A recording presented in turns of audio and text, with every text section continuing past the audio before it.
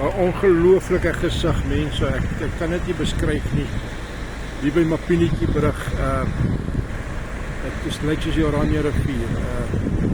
Daar's 'n pompkamer onder water, maar kyk net hierdie massas water wat van oos afvloei.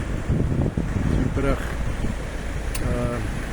Ja nee, ek dink mens sal nie sê die brug sal nooit oorstroom nie.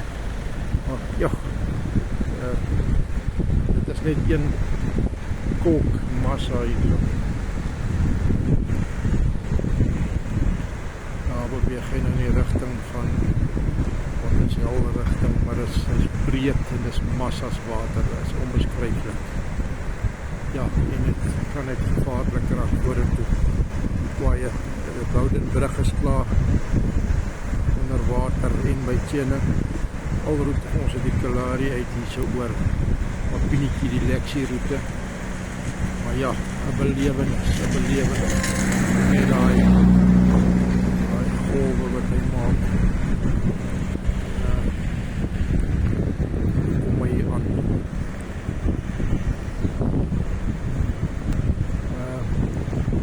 Sterk